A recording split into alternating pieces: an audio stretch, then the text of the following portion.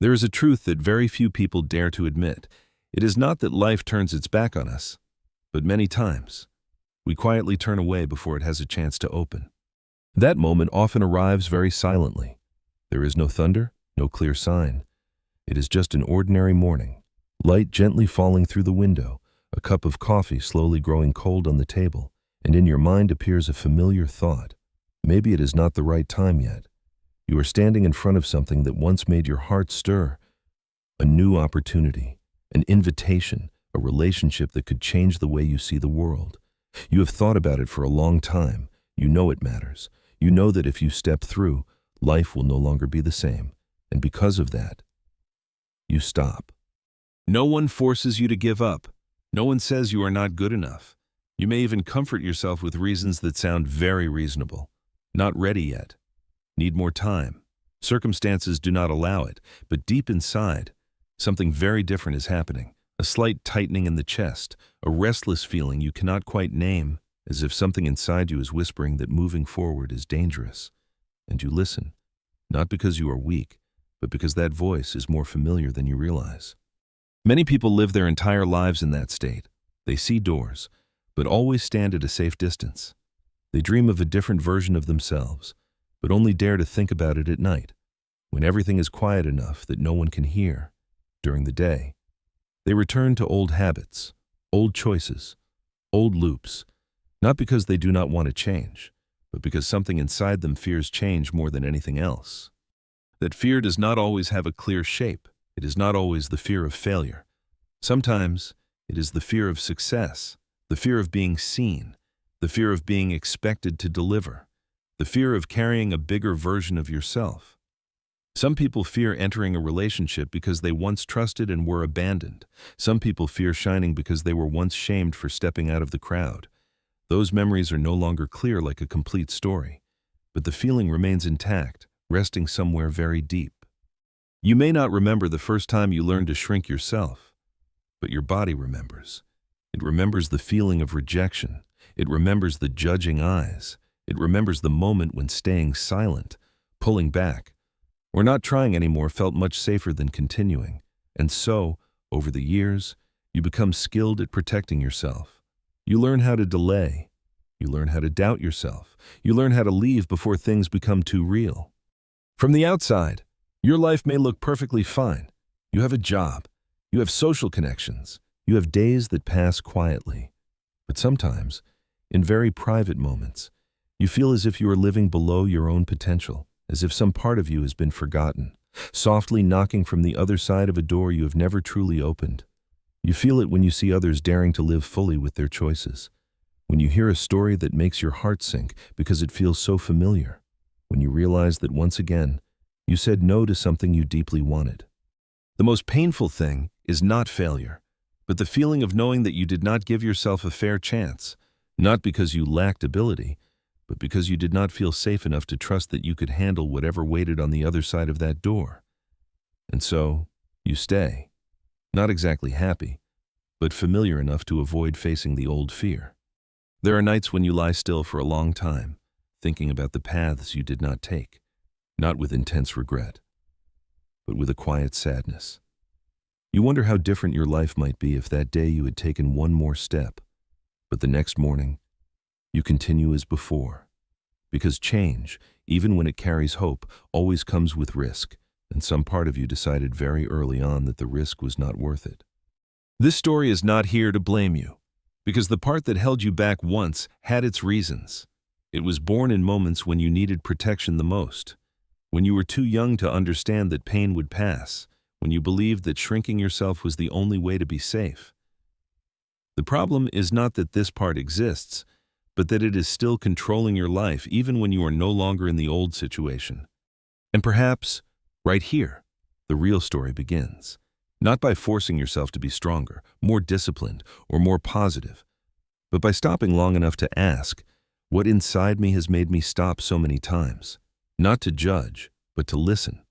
Because sometimes, what keeps you from stepping through the door is not fear of the outside world, but a very old part of yourself that has never been found again.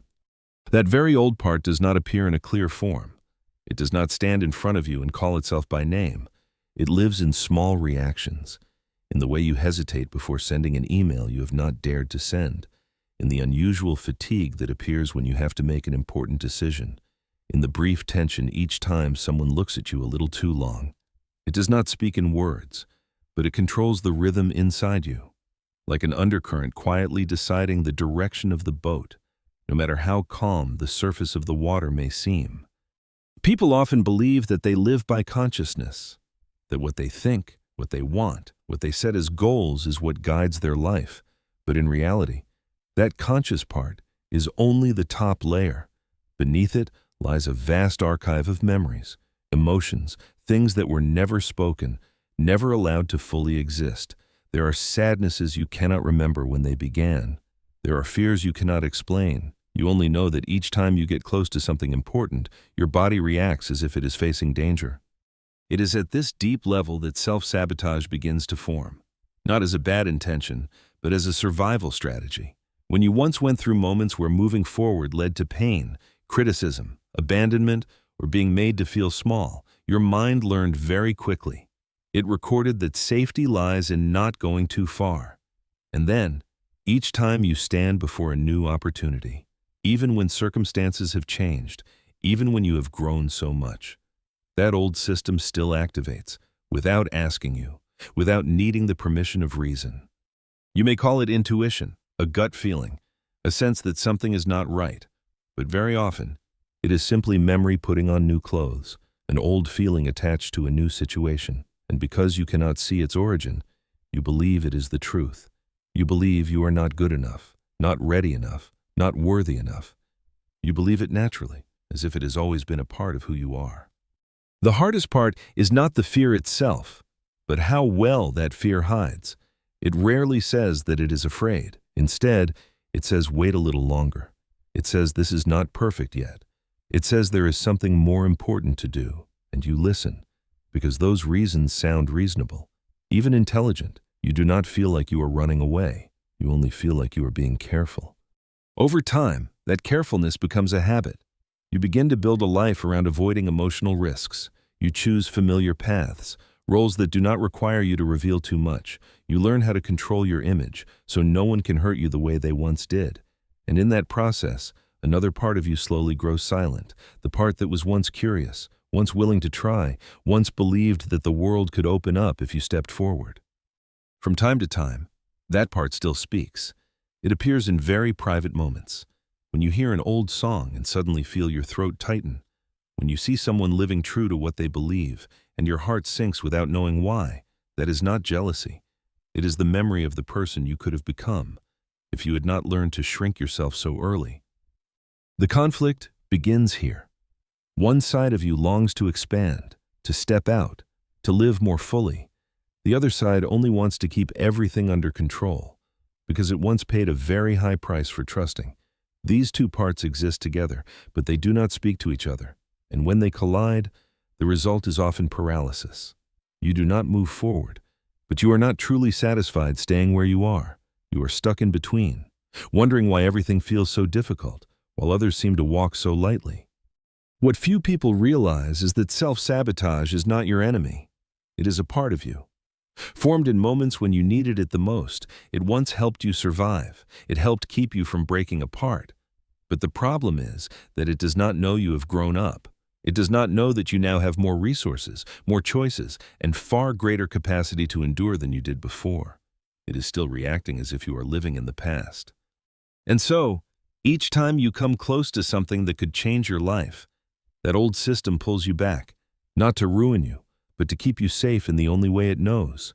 That safety, however, comes with a very high cost. It is the feeling of living a life that is never fully opened. It is seeing your own potential and not daring to touch it. It is the quiet sadness of realizing how accustomed you have become to limiting yourself. You may have thought that if you were stronger, more decisive, everything would be different. But the truth is, you cannot command an invisible part inside you to stop being afraid. You cannot force it to disappear with reason or discipline. The only thing you can do is begin to notice it, to realize that each time you stop, it is not because you do not want to move forward, but because something inside you needs to be seen. And when you begin to look more deeply at those moments, not with blame, but with curiosity. Another door slowly appears, not the door to the outside world, but the door that leads inward, where old reactions, fears, and memories are waiting to be named, not to be eliminated, but to be understood. Because only when you understand why you stopped for so many years can you learn how to move forward, not by fighting yourself, but by carrying your whole self with you. When you begin to look more deeply into the moments when you stop, something strange happens. Instead of only feeling disappointment or self-blame, you start to notice a familiar structure repeating itself. Not a single event, but a rhythm. Each time life opens a new possibility, you feel that same heavy sensation, the same hesitation, the same small voice reminding you that if you move forward, everything might become too real, too much, too hard to control. At first, you may think it is just coincidence, but then you remember the times before, a relationship that once had the chance to grow deeper, but you pulled back right when the other person began to come closer. A project that once excited you, but you delayed it until you yourself no longer believed in it. Another path that once appeared very clearly, but you chose the familiar road because it did not force you to face too many questions. Different stories, yet the feeling inside is exactly the same, as if they all come from the same place. There is a part of you that always appears at those exact moments. That part is not reason, and not entirely emotion either. It is like a shadow walking alongside you, so familiar that you rarely notice its presence. You only see the result, the hesitation, the withdrawal, the delay. But that shadow did not appear by accident. It was shaped by everything you once had to hide in order to keep living, to be accepted, to avoid being hurt again. This part carries the thoughts you once believed were not allowed, the emotions you learned to suppress, the questions you did not dare to ask because you feared the answers would make everything collapse. It carries unspoken anger, sadness that was never held, and the longing to be seen that you once believed was too selfish. When you turn away from it, it does not disappear. It simply retreats into the darkness, learning how to influence you from places you cannot see. And from there, self-sabotage begins to operate, quietly, without drama, just small choices, but enough to keep you where you are familiar. You think you are avoiding risk, but in truth you are avoiding facing the parts of yourself that have never been accepted. You think you are protecting yourself, but the price you pay is the feeling of living inside a reduced version of your own life. Perhaps, right now, as you listen to this, you begin to recognize a few pieces of yourself in this story, not through analysis, but through feeling. If that is happening, you can pause for a moment and notice what inside you is responding. You may want to share a thought, or simply stay with this journey a little longer, so you do not miss the moment you begin to see yourself more clearly. There's no need to do anything big. Just allow that presence to exist. What is important to understand is this, that shadow part is not your enemy. It does not appear to ruin your life. It appears because there was once a time when shrinking yourself was the only way you could survive. When you were too young, too fragile, or too dependent on the acceptance of others, you did not have many choices. You learned how to be agreeable. You learned not to ask for too much. You learned to stay silent at the right moments. Those strategies once helped you get through difficult times, and that shadow part remembered them. The problem only arises when time moves on, but the old strategies continue to control the present. You are no longer in the past situation, but your body and emotions still react as if you are facing the same danger. And each time you move closer to something that asks you to show up more fully, to be more visible, that shadow appears again, reminding you that safety always lies in not going too far. This conflict creates a quiet tension inside. One part of you wants to expand, to live more, to step into experiences that truly matter. The other part only wants to keep everything under control, because it does not believe you can endure the pain if things do not go as expected.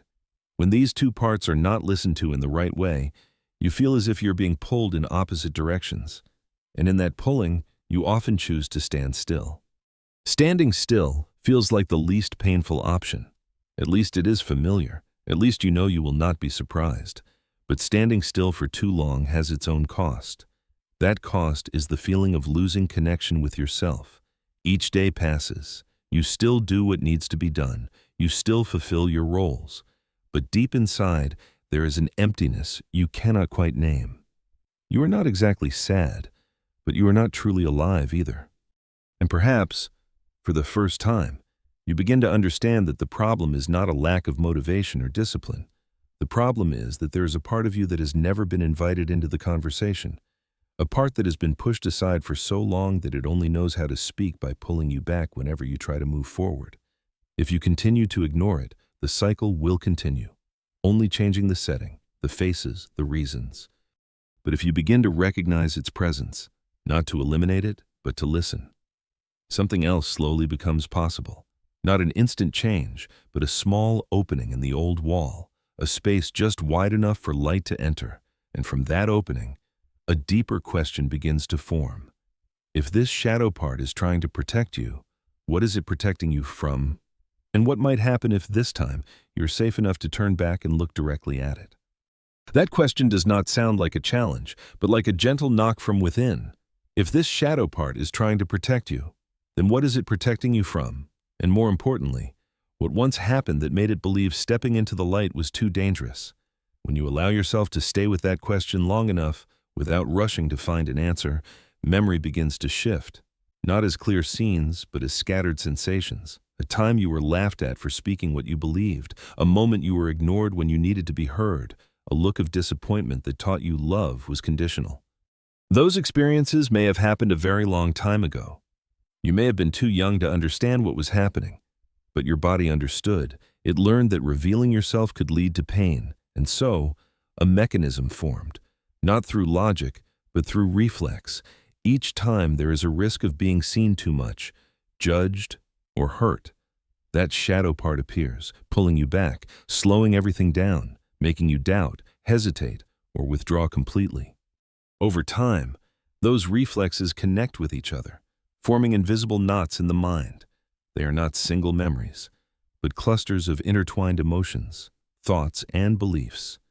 When a present situation touches one of those clusters, even very lightly, the entire response system is activated. You are no longer reacting to the present, but to the past. But because this process happens quietly, you believe your reaction is reasonable, is personality, is nature. Some people carry a deep fear of failure, even though they appear very confident. Some fear abandonment so much that they always leave before others can leave them. Some fear success, because success means being more visible, facing more eyes, more expectations. These fears are not always named. They live in the way you delay, in how you diminish your own value, in the choices that keep you just enough, not too visible, not too risky. What makes these knots so strong is that they are tied to emotions that were never released. They carry pain that was never allowed to be expressed. And because they were never fully acknowledged, they continue to demand attention in their own way. Each time you avoid an important step forward, each time you slow yourself down, they are reinforced again. See, the world out there is not safe, staying here is better. But something very subtle happens when you begin to notice these knots, not with judgment, but with curiosity. You start to observe emotional reactions that are stronger than the situation seems to warrant. A small comment makes you tense all day. A minor failure makes you want to quit entirely. A good opportunity makes you feel more anxious than excited. These reactions are not about the present, they are pointing back to the past. When you allow yourself to ask, where does this feeling feel familiar from? Another space opens up. A space of acceptance, not accepting that you are weak, but accepting that you were hurt. Not to dwell there, but to understand that your current reactions once had a reason to exist, and this understanding begins to loosen the knots. Not through force, but through acknowledgement. There's a deep paradox in this process. The more you try to eliminate the shadow part, the tighter it holds on. But when you dare to look at it directly, name it, and allow it to tell its story, its power slowly dissolves, not because it disappears, but because it no longer needs to control from behind the scenes. It begins to be integrated instead of pushed away. This process is not loud. There is no sudden moment of awakening, just very small changes in how you respond. You begin to notice the urge to delay, and instead of blaming yourself, you pause for a moment. You feel fear when facing a new choice. And instead of turning away immediately, you stay with that feeling a little longer. Not to force yourself to be brave, but to let the fearful part know that this time, it is not alone. Gradually, you realize that you are no longer completely pulled by old reflexes. They still appear, but they no longer have total control. There is a small space between feeling and action, and in that space, you have choice. Not a perfect choice, but a conscious one, a very small step, but in a new direction. You may not have stepped through any big door yet.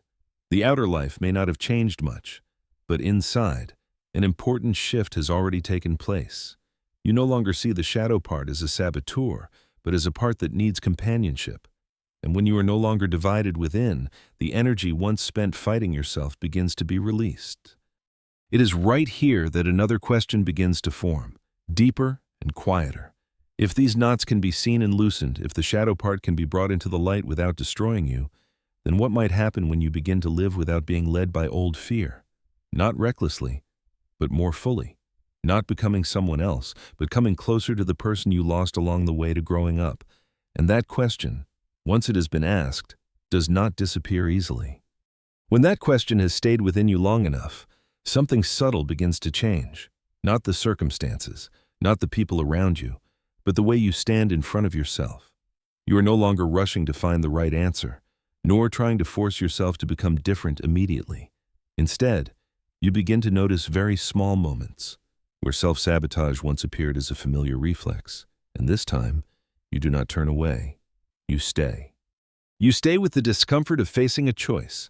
You stay with the quickening heartbeat as you prepare to speak what you truly think. You stay with the vague fear that if you take one more step, everything might move beyond your control. Before, you would withdraw from these moments so quickly that you did not even realize what you were doing. But now, there is a pause. Not long, but enough for you to feel more clearly what is happening inside. Within that pause, you begin to see that the shadow part carries not only fear, but also desires that were never acknowledged. The desire to be seen as you truly are, the desire to live without constant guarding, the desire to try, even if you might fail. Those desires were buried because they came with emotional risk, but when you allow them to exist, without needing to act on them right away, they begin to breathe. Integration does not happen by erasing the past, but by giving the past a different place in your story. You no longer see old reflexes as proof that something is wrong with you, but as traces of a long journey where you did the best you could with what you had. This perspective changes everything, because when you no longer judge yourself, you no longer need to punish yourself by standing still. From there, action begins to carry a different quality. Not action to prove something to the world, but action to be more honest with yourself. It may be a very small decision, sending a message you once hesitated to send, saying yes to an opportunity you would normally refuse, or simply not minimizing your feelings when they appear. These steps do not turn you into a completely new person, but they create something new, the feeling that you are present in your own life. What is interesting is that when you begin to act from this place, fear does not disappear. It is still there, walking beside you, but it no longer stands in front of you like a wall. It becomes a cautious companion, reminding you to slow down, to pay attention, but no longer pulling you backward. And for the first time in a long while, you realize that you can carry fear and still move forward. This change is quiet, so it is easy to overlook. You still have days of doubt. You still have moments when you want to return to the old path because it is familiar and requires less energy. But something is different now. You no longer fully believe the old stories that fear tells you. You begin to see that many limits that once looked like obvious truths are actually just memories that have not been updated. And when you see that, the power of choice returns to you. Gradually, a sense of wholeness begins to form, not because every piece is perfect, but because they are no longer torn apart. The strong part and the fragile part begin to coexist, no longer competing. The part that wants safety and the part that wants expansion begin to learn how to listen to each other. You no longer have to choose one side and sacrifice the other. You begin to live in the overlap, where both have a place. There, you realize that many self-sabotaging behaviors in the past were actually clumsy attempts to keep you intact. And when you no longer need those attempts in the old way, they naturally weaken, not because you defeated them, but because you understood them, understood that they once had a role, understood that they no longer need to control your entire life.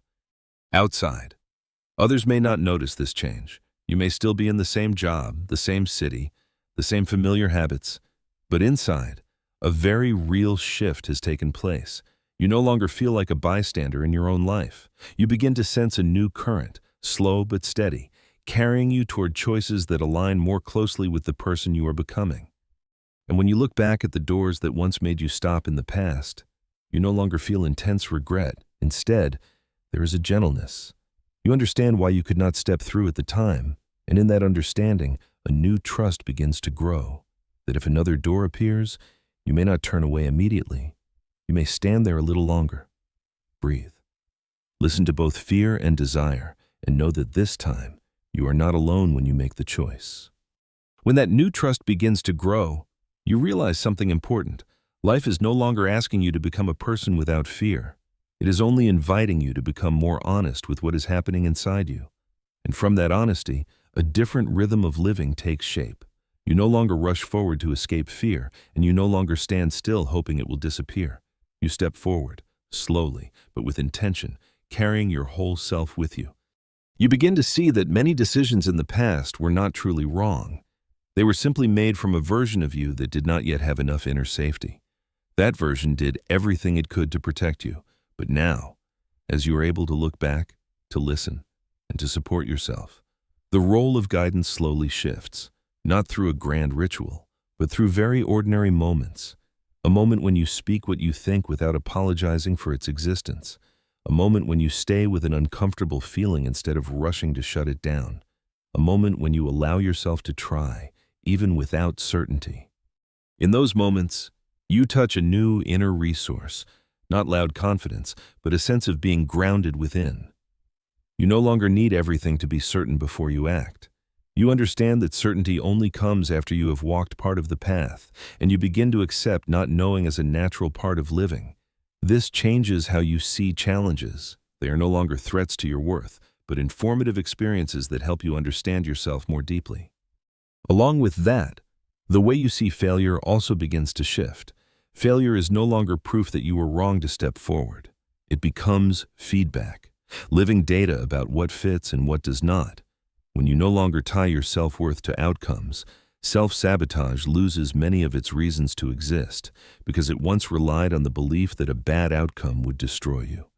And when that belief is no longer true, the old reflex slowly weakens.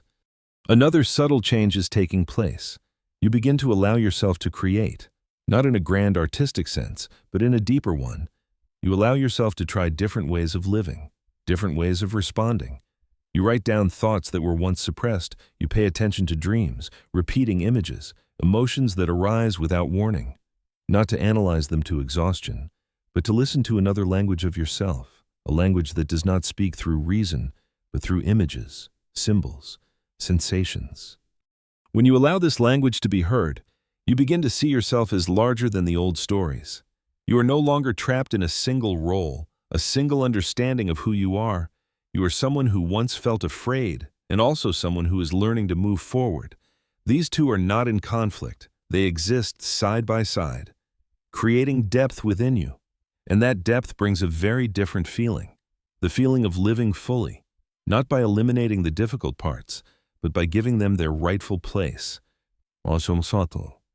From here, self-sabotage is no longer the center of the story. It still appears, but like a distant echo, no longer directing your path. You realize you can observe it, name it, and choose not to follow it, not through force, but through understanding. You know that if you turn away from it, it will grow in the dark, but if you look directly at it, it loses much of its power. This gives you a new kind of freedom. Not freedom from all constraints, but freedom from a long inner battle. You no longer have to split yourself into opposing parts, no longer have to choose between safety and aliveness. You begin to learn how to hold both in the same space. When you can do that, a quiet calm appears. Not because every problem is solved, but because you are no longer fighting yourself. You may notice that you begin to make different choices, not always easier, but more fitting. Fitting with your values, your rhythm, the person you are becoming. You are no longer driven to live by others' expectations, and you no longer need to rebel against them. You simply listen inward more clearly. And in that clarity, a deep sense of connection emerges, connection with yourself. First of all, and from there, connection with the world around you in a more honest way.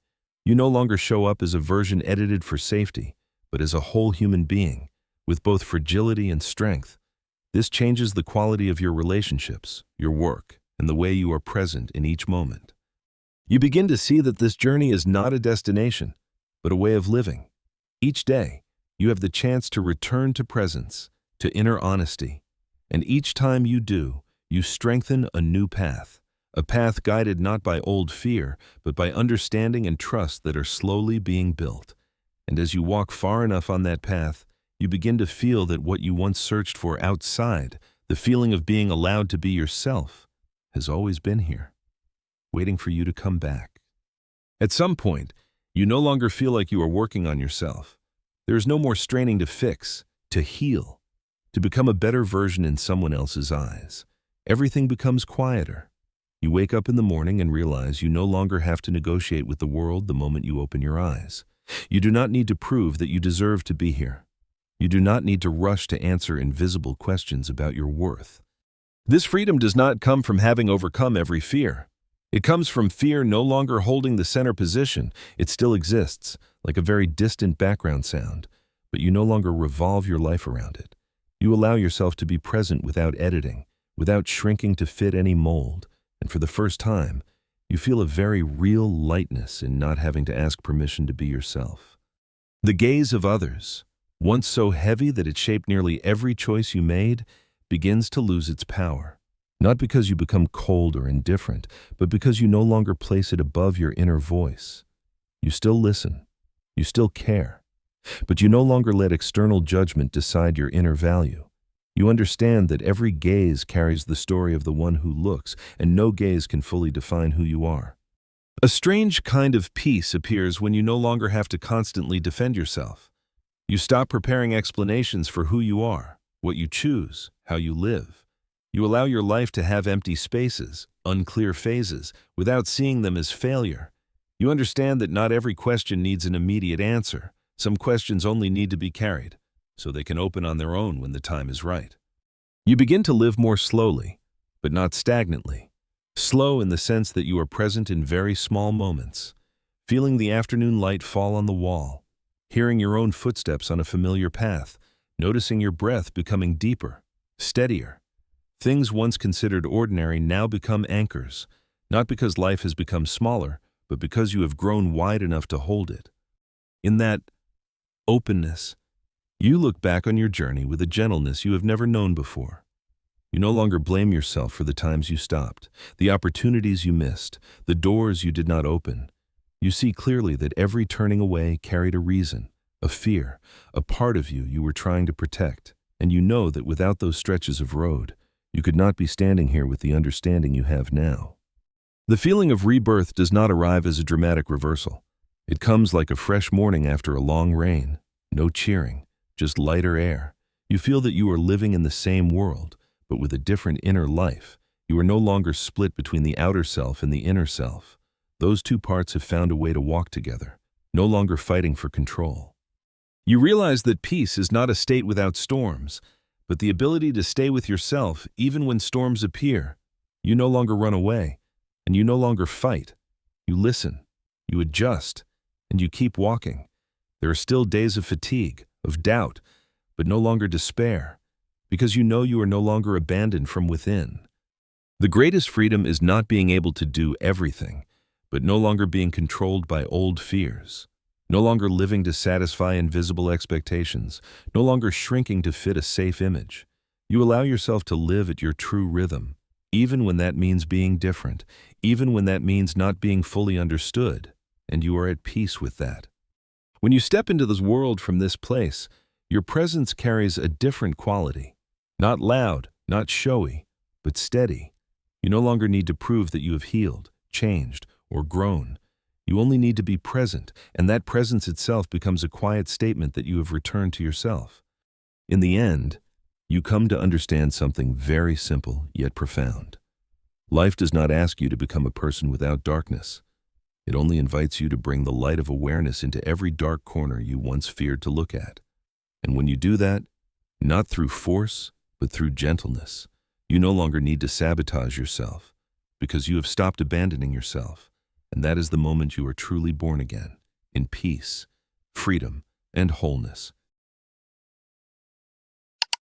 Thank you for staying with me until the very end of this story. If this message touched your heart, please give it a like, subscribe to the channel, and turn on the notification bell so you'll never miss the next journey we take together. Your support means the world to me.